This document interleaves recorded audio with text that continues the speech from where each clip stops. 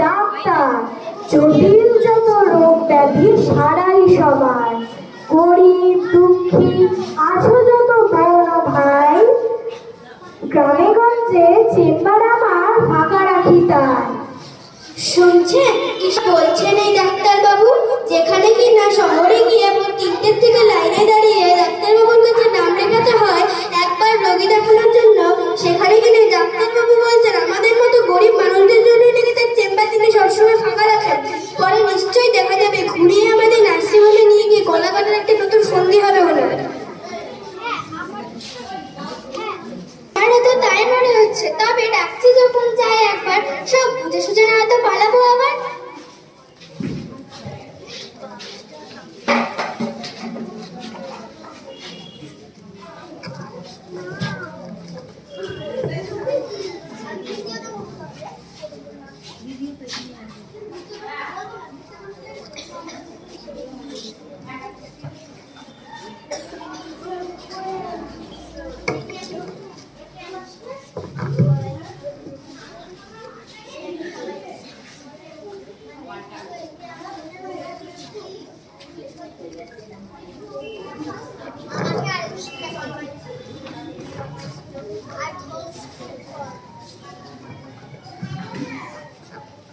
ভয় পেও না, ভয় পেও না,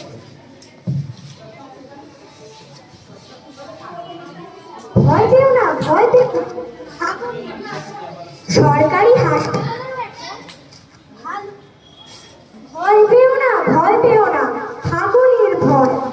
সরকারি হাসপাতালেও এখন ভালো চিকিৎসা হয়, ওষুধপত্র দিতে চাই বিনে পয়সায়।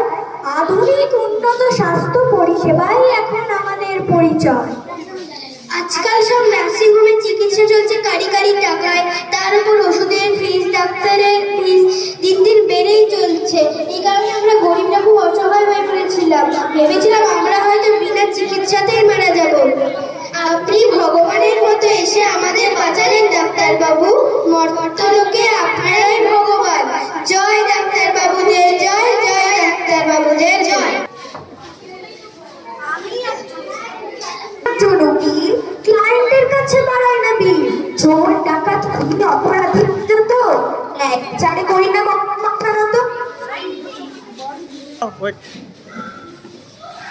আমি একজন উকিল, ক্লায়েন্টের কাছে বাড়াই না বিল, চোর ডাকাত খুনি অপরাধী আছে যত ন্যায় বিচারে করি না কখনো মাথা নত।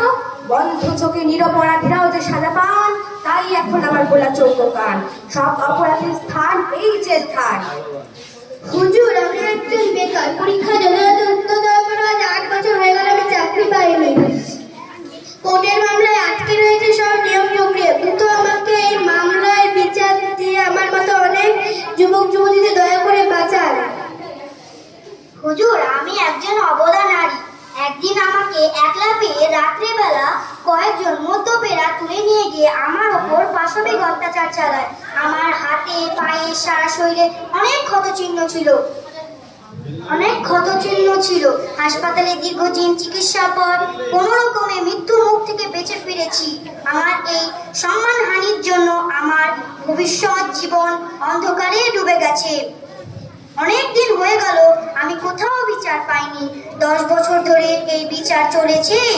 দয়া করে তাড়াতাড়ি অপরাজিতার মতো কড়া বিল পাশ করে দ্রুত ফাঁসির সাজা না দিলে ধর্ষকদের মনোবল দিনে দিন বেড়েই চলবে।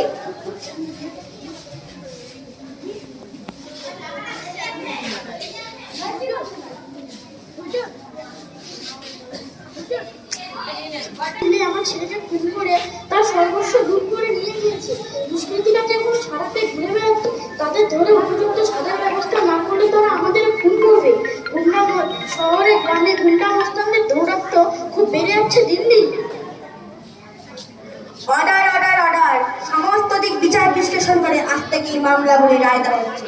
প্রথম জন, আপনার নিয়োগ প্রক্রিয়া দুষ্প্রয়োগ করা হবে। দ্বিতীয় জন, যেসব দুষ্কৃতীরা আপনার উপর পাশবিক অত্যাচার করেছে তাদের ফাঁসি দেওয়া হবে। তৃতীয় জন, যেসব গুন্ডা মস্তানরা আপনার ছেলেকে খুন করেছে তাদের 15 বছর সশ্রম কারাদণ্ড ও 50,000 টাকা জরিমানা ধার্য করা হলো। এবং বর্তমান রাজ্য সরকারের সংশ্লিষ্ট দপ্তরগুলিকে নির্দেশ দেওয়া হচ্ছে যে আগামী 15 দিনের মধ্যে তাই আপনাদের জন্য সব ব্যবস্থা করে রিপোর্ট পেশ করবেন। পুলিশ প্রশাসন আপনার এই 3 জনের নিরাপত্তার ব্যবস্থা সুনিশ্চিত করবেন।